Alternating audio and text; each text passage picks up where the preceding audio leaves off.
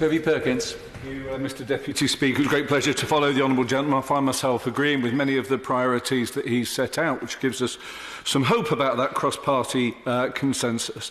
But there's three things I'd like to specifically talk about today. The first is the proposal by Derbyshire County Council to close the Spinney care home in Brimington in my constituency and 6 other homes across Derbyshire. Secondly, the wider implications of government funding decisions over the last 10 years. And finally, to talk about the role that carers play and the impacts that councils' use of private sector agencies to reduce council budgets is having on the quality of care provided. Firstly, the Spinney. The Spinney is a care home built in 1974, run by Derbyshire County Council. Until the Conservatives took over in 2017, it had been rated good by the CQC and was full. Since 2017, the Council stopped taking new residents in there, and gradually numbers have fallen as residents have passed away. All the residents and their families that I've spoken to speak warmly of the quality and the culture of care provided by the Spinney and oppose the Council's call for closure. In the last 2 years, 5 of the rooms there have been fitted with ensuite bathrooms, the lack of ensuite facilities being one of the reasons given for the closure, but none of those have been used. And now Derbyshire County Council says they'll close that home and allow the residents to have more independent living.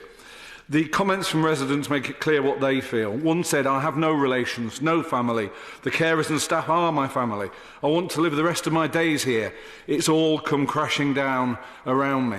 Another said, "People will not get more than 10 minutes 3 times a day if they leave and go independent. This doesn't stop people roaming the streets and the police having to bring them back."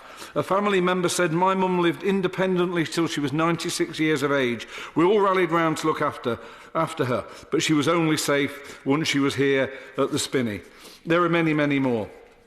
I note, Mr Speaker, the County Council had a £5.7 million underspend last year in their social care budget. So I roundly condemn Derbyshire County Council for their decision, and I hope they listen to reason when that consultation finishes and agree to improve the Spinney rather than letting it close.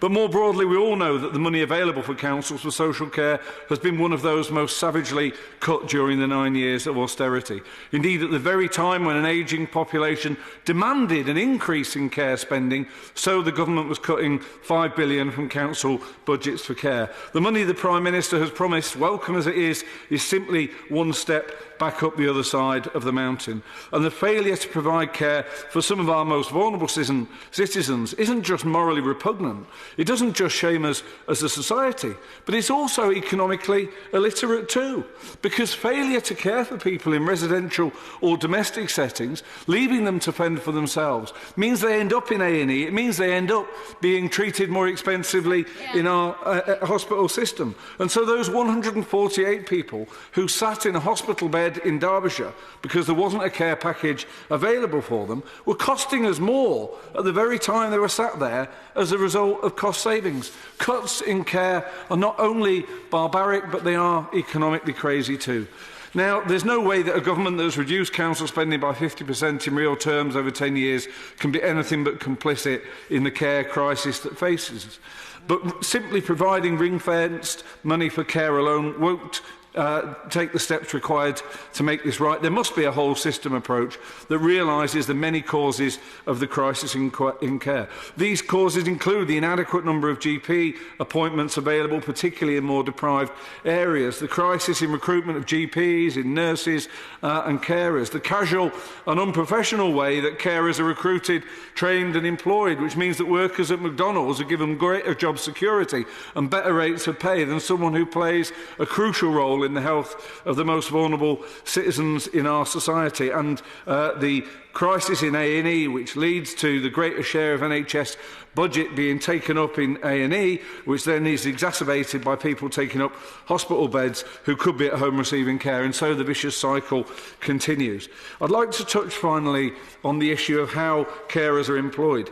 Council budgets are a part of this equation, but in truth, councils have been outsourcing these services long before council council budgets were shrunk. And it should never be said that people who provide care on behalf of private companies, or in many cases those companies themselves, have any less of a capacity for care or have any less empathy for their customers than people who do it in the public sector. But many of the councils are signing tenders that can only lead to care being provided in an inadequate way for their people. Hillcare Group, a nursing care home provider in my constituency, wrote to me recently to say that Derbyshire County Council were funding £150 per resident per week, less than other local authorities, and that ends up having an impact on the care that is provided.